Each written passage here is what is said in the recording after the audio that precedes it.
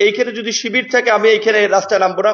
আর শিবিরের অপরাধটা কি? তারা তো বিশ্ববিদ্যালয়ের ছাত্র, তাদের বিরুদ্ধে অভিযোগ অনেকে বলছে আমরা শুনে আসছি রক কাটে, এইটা করে ওইটা করে, ওইটা তো আমরা দেখি নাই। তাহলে রাজনৈতিক দলগুলোর মধ্যে যদি গণতান্ত্রিক চর্চা না থাকে, নেতৃত্ব নির্বাচনের প্রক্রিয়া যদি সঠিক না থাকে, তাহলে জাতীয় নির্বাচনের নেতৃত্ব নির্বাচনের প্রক্রিয়া কতটুকু তারা শুদ্ধ করবে, কতটুকু গণতান্ত্রিক চর্চার প্রাতিষ্ঠানিক রূপদান করবে?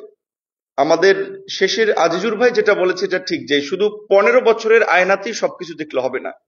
53 বছরের সংকট এবং নানান ধরনের অভিজ্ঞতা পরিস্থিতির আলোকেই কিন্তু আজকের এই, বিশেষ করে আমরা জুলাই গণ অভ্যুত্থানের আগে যে বড় একটা সংকট ফেস করেছি এবং অসংখ্য মানুষের আত্মত্যাগ, রক্তদান, সংগ্রামের মধ্য দিয়ে একটা পরিবর্তন হয়েছে। আমরা চাই না যে আর আমাদেরকে সেই আন্দোলন করতে হোক, রক্ত দিতে হোক, জীবন দিতে হোক।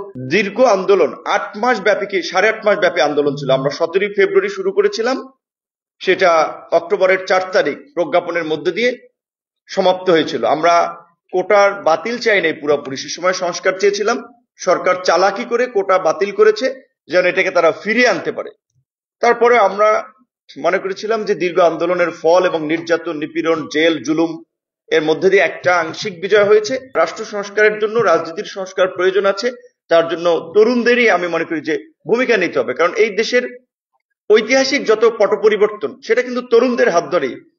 52 ভাষা আন্দোলন বলেন কিংবা 71-এর মুক্তিযুদ্ধ বলেন, আমাদের জাতীয় নেতৃবৃন্দ কিন্তু এই মুক্তিযুদ্ধের সংগ্রামকে বেগবান করার জন্য যে ধাপগুলো, জাতীয় নেতৃবৃন্দের চেয়ে ছাত্র নেতৃবৃন্দই সেখানে অগ্রণী ভূমিকা পালন করেছে। রাষ্ট্র সংস্কারের জন্য তরুণদেরকে যেভাবে আই হেট পলিটিক্স জেনারেশন একটা তৈরি হচ্ছে, এদেরকে কিছুটা হলেও পলিটিক্স এর দিকে আগ্রহী করে তোলা দরকার। কারণ আলটিমেটলি তো রাজনীতিবিদরাই রাষ্ট্রটা চালায়, সংস্কার করে। লেজুর ভিত্তির শব্দটা কোথা থেকে আসলো? যে রাজনৈতিক দলগুলোর যখন ছাত্ররা একেবারে, বিশেষ করে ছাত্র শিবির কিংবা বামপন্থী ছাত্র সংগঠনগুলোর মধ্যে প্রকৃত অর্থে এই অভিযোগটা কম যে রাজনৈতিক দলের লাঠিয়াল বাহিনীর, সেফ লাঠিয়াল বাহিনীর ভূমিকায় থাকে, এবং যার ফলেই তাদের এই যে পেশি শক্তির ধরে রাখার জন্য, পেশি শক্তি বাড়াতে, গ্রুপিং করার জন্য, ক্যাম্পাসে আধিপত্য কায়েমের জন্যই একটা বাহিনীর প্রয়োজন হয়। এগুলো চালানোর জন্যই ক্যান্টিন থেকে তাদেরকে চাঁদা নিতে হয়, বিশ্ববিদ্যালয়ে কোনো উন্নয়নমূলক কাজ হলে সেখান থেকে আপনার অংশ নিতে হয় টেন্ডারের মাধ্যমে, কিংবা তৃতীয় চতুর্থ শ্রেণীর কর্মচারী নিয়োগের মাধ্যমে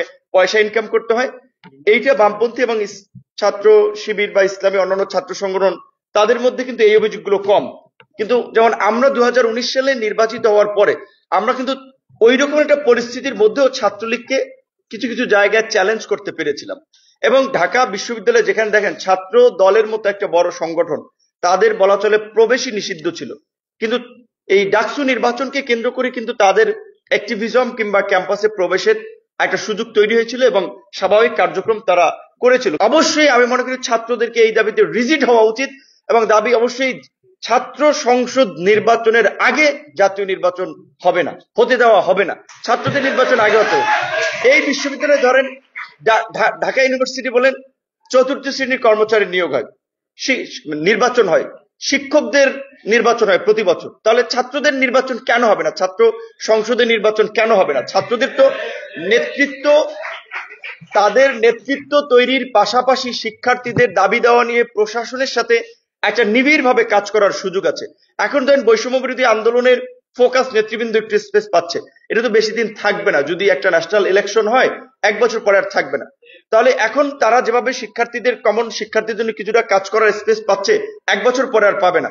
বাট এইবার এই ট্রেন্ড যদি শুরু হয়ে যায়, সমস্ত কলেজ বিশ্ববিদ্যালয়ের ছাত্র সংসদ নির্বাচনগুলো এই ট্রেন্ডকে আর থামাতে পারবে না। 80-র দশকেই আমি মনে করি ছাত্র রাজনীতির নৈতিক অধপতন শুরু হয়, বিশেষ করে সামরিক শাসক এরশাদের আমলে এবং তার কিছুটা তার পূর্বেও ছাত্রদেরকে নানান ধরনের প্রলোভন দেখিয়ে যারা ক্ষমতায় অবৈধভাবে থাকার চেষ্টা করেছে, তারা ছাত্রদেরকে ব্যবহার করার একটা প্রবণতা তৈরি করেছে। বাট সেটা 60-এর দশকে কিংবা মুক্তিযুদ্ধের আগে এবং মুক্তিযুদ্ধের পরপরও, বিশেষ করে অন্তত 5-7 বছর এই প্রবণতাটা ছিল না। আচ্ছা, এই গণ অভ্যুত্থানের আগে কেউ কি বলছিল এইখানে যদি শিবির থাকে আমি এইখানে রাস্তায় নামবো না, এখানে জামাত থাকলে আমি নামবো না, ওইখানে বাম থাকলে আমি নামবো না?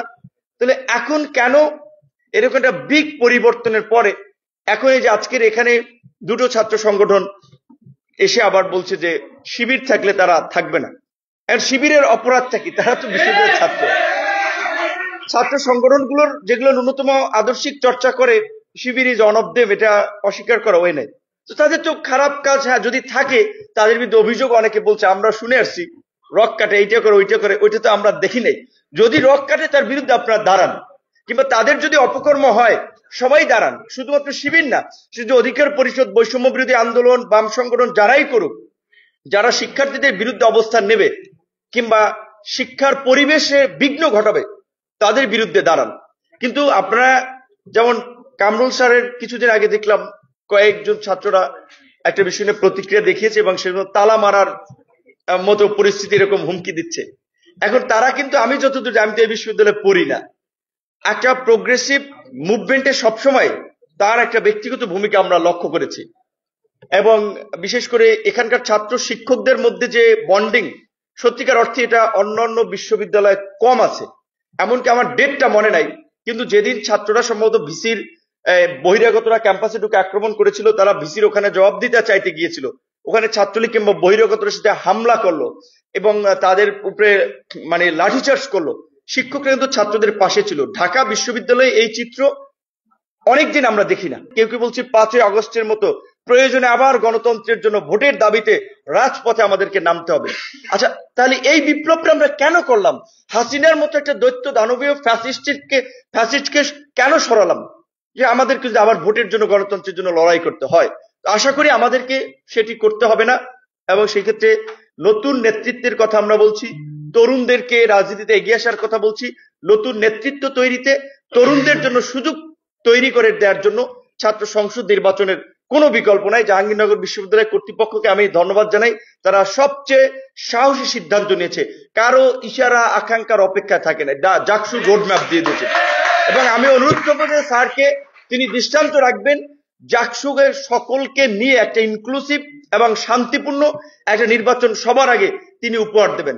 ঢাকা বিশ্ববিদ্যালয় আমি শুনতে পাচ্ছি অনেকে বলছে বিভিন্ন স্টেক হোল্ডারদের সাথে তাদের বসা লাগবে, এখনো জাহাঙ্গীরনগর করে ফেলছে, তারা এখনো বসা লাগবে। এইটাই কিন্তু একটা জটিলতা তৈরি করবে। ঢাকা বিশ্ববিদ্যালয়, জাহাঙ্গীরনগর সহ 4টা বিশ্ববিদ্যালয় স্বায়ত্তশাসিত প্রতিষ্ঠান, এতদিন ধরে তারা যেভাবে তাদের স্বায়ত্তশাসন ইজারা দিয়েছিল, আমি মনে করি এখন অন্তত তাদের মেরুদণ্ড সোজা করে বিশ্ববিদ্যালয় পরিচালনা করা দরকার, অন্তত এই স্বায়ত্তশাসিত 4টি প্রতিষ্ঠান।